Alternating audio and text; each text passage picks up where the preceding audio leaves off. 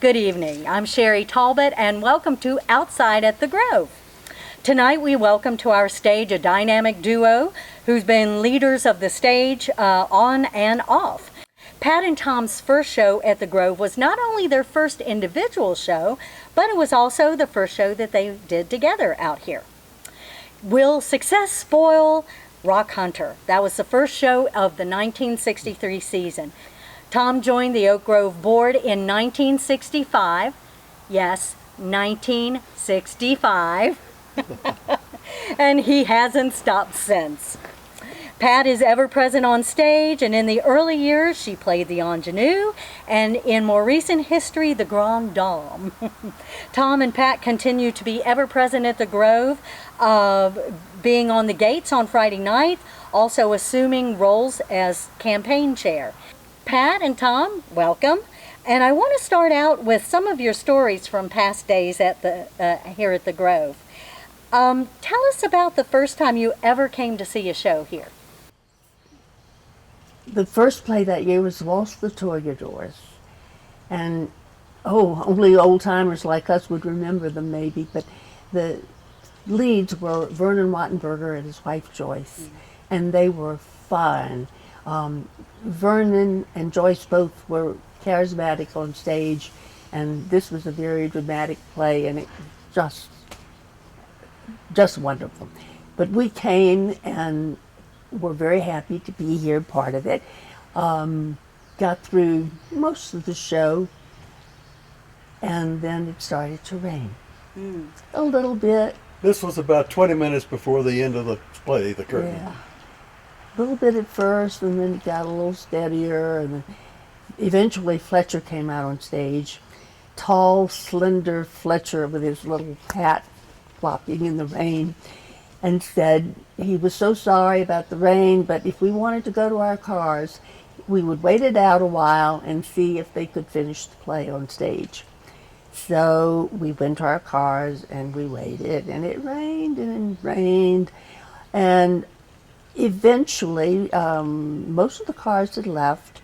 There were probably about 6 or 8 cars still in the parking lot, and Fletcher came and knocked on our window. Actually, it was Margaret who knocked on the window and said, "Come down to the farmhouse." Was it Margaret? It was Margaret. I remembered Flush, but there you go. It could have been both of them. So you got special attention from both of them. Yeah. So we're invited to come down to the farm and see the end of the show, and we said, "Oh, yes, fine."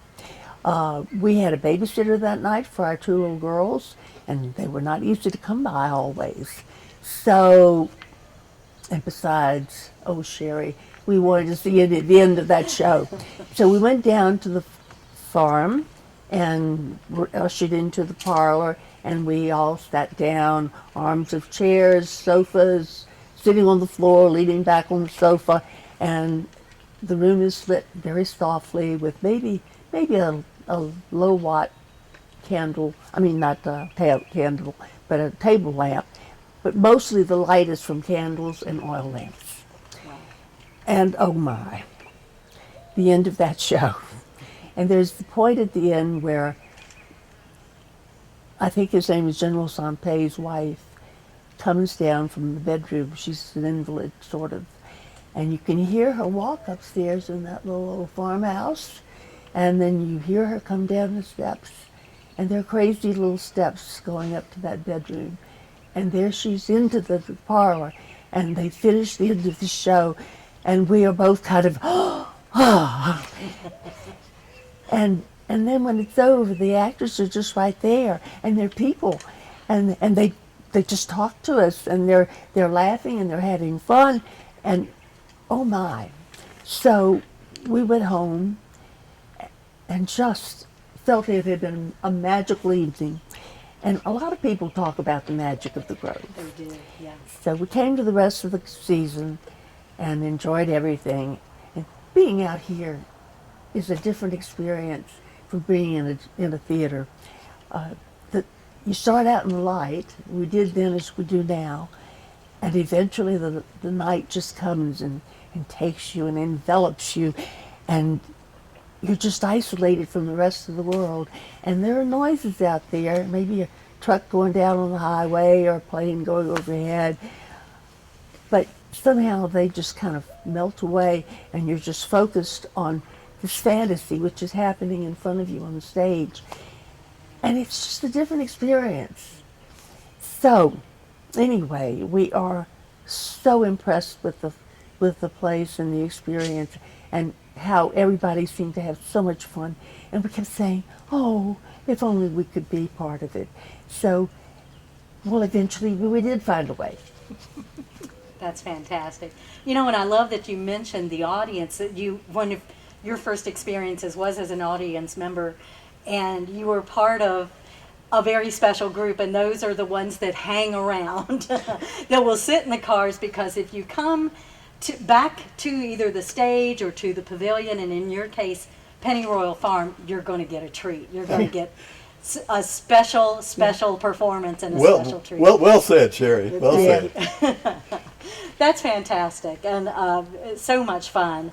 Well, I want to know more about your memories of Oak Grove. So can you share some more of your most memorable moments that you've personally had, but also ones that you remember about some other memorable characters as well? How about the music after the plays, yeah. the cast parties, and at the farmhouse? Music was always there. This is the 60s, and the height of the folk music revival. So almost everybody played an instrument. We didn't. But Somebody's got to be the audience. yeah. But we loved it. We loved it so much. But anyway, after plays, not even just cast party nights, there would be music. Sometimes till dawn and after. Oh, yeah, And then the parties were at the farm, because there were no facilities here. We did costumes and makeup at the farm. So anyway, the farmhouse was the theme of the parties, and there would be parties, people in the living room, and some in the kitchen, and some on the back porch, and some milling around in the mudroom, and there was always an excitement. Somebody was doing Russian translations. Somebody was doing Spanish translations. Somebody was working on a doctorate over here. And in the background, there was always music. Oh. And young Francis and Fletcher always had an instrument and played and sang, and Brandon and Kit came along from time to time. Margaret would sing. Fletch would play his fiddle. And there were musicians that came from all over. Fletch knew everybody in folk music in those days. Old Charlie Seeger himself used to come by and talk to Fletch and collect music. And Richard Dyer Bennett was there in the early years. And there were just a great number of people always there on Saturday night with the music. That's fantastic. Now, I understand you lived at Pennyroyal at one time. Yes, later on, when I was directing and Pat was producing, or both together, we spent some weeks at the farmhouse in the summer while we were doing that, a couple of summers. We had 4 little children, and we would come up in the evening and work on the show, and I'd go to work, and Pat would take care of the children. We had a tin wash tub in the playhouse. I'd put some water in it from the pump, let it warm up in the sun, and we'd bathe all of our 4 little children in that wash tub in the playhouse, and they still remember that as fond memories. Do you have anything to add to that, Pat? Well, probably the most uninhibited thing I have ever done in my life is I took a bath in that tub out there in the playhouse with the Nature. who knows what binoculars. Oh, that's funny. That's good. So, and that house was unusual because some things worked in it and some things didn't, right? It was an old farmhouse and very, very rudimentary. It dated back to 1808, the farmhouse itself, and the farm dated back to the days of the American Revolution. Wow. And little had happened between 1808 and the time Margaret and Fletch took it over. So. A little bit of electricity. Well, it gathered a considerable amount of charm in those years, I'll tell you that. I love that. You also have a special story about Fletcher, right? Going to taking a trip to D.C. or something? Well, this was a little before our time, but Fletcher told it to me in some detail several times over a glass of Scotch whiskey. So I'll try to get the rudiments of it. Fletcher and Margaret had worked with Eleanor Roosevelt in her Arthurdale project in West Virginia. They were sort of in charge. This was a homesteading project for miners in West Virginia. Anyway, in that capacity, they were invited one week to the White House to confer with Eleanor Roosevelt. Wow. So they drove up there. I think Fletcher was driving something like a 1928 or 29 old sedan. They got there, parked it in the driveway of the White House, had their conference, spent the night, wonderful conference with Eleanor herself, and the next morning went out to their car to come home again. And there was a flat tire on the back of that car. Now this was an old 1929 car. You didn't just change wheels. You had to jack it up, take the tire off, take the tube out, patch the tube, put it all back together, and pump it up with a hand pump. Fletcher did all of that in the driveway of the White House that morning, and they got in their old car and came back to the valley. And that is basically the essence of the story. That is awesome. That's hysterical, and I can picture every Yeah. bit of it. Margaret and Fletcher were not the least bit phased by it. Margaret was in her imperial and regal majesty the whole time, and Fletcher was in command. I can envision it too. So. That's fantastic. But one more thing about Margaret and Fletch. One could not say no to them. One just could not say no. Margaret would call, Fletch would call. Yes, we will do it and be there. They had that effect on everyone. That's wonderful. It's so nice that you all got the opportunity to know them personally and share these wonderful stories. One of our great gifts in life. You're so right. It's a precious experience. That's terrific. Well, I did terrible segue here, but I'm going to do it anyway. That you guys are wonderful gifts to the Grove. We really appreciate everything that you have done, and all the Pat. I've so enjoyed watching you on stage. Tom, I guess I was too young to see you on stage, so if you can imagine that. But Pat and I, we've been in one show together. Yeah. It's amazing how long we've both been out at the Grove and only have experienced one show, but have enjoyed so much watching you. Pat, if you had to choose your favorite play, what has been out of all that you've done here, which has been your favorite? What would you say? Oh my gosh. Oh my. There are so many. Oh, Sherry, there are dozens that are my favorite play for different reasons. Sometimes it's the role, sometimes it's the cast, sometimes it's the language. So I can't choose. But I will tell you my favorite compliment I ever got. Oh, what's that? It was after Two for the Seesaw. Mm-hmm. And I had played Giddle. Loved every minute of it. It was a very nourishing play to do. That was one of the real gems of the Grove as I look back over the history. Go ahead, Pat. Yeah, it's fine. But it was at the performance of the next play when Tom and I had come and were audience. And during the intermission, I was heading back towards Prithee. And a young woman was coming from the other direction, and she started to pass me by, and then she did the stereotype of a double take, and she said, "You're Giddle," which was my character's name in Two for the Seesaw. And I said, "Yeah." She said, "Why did you let Jerry leave? You loved him." That's fantastic. And I said, "Because the playwright wanted me to." Oh.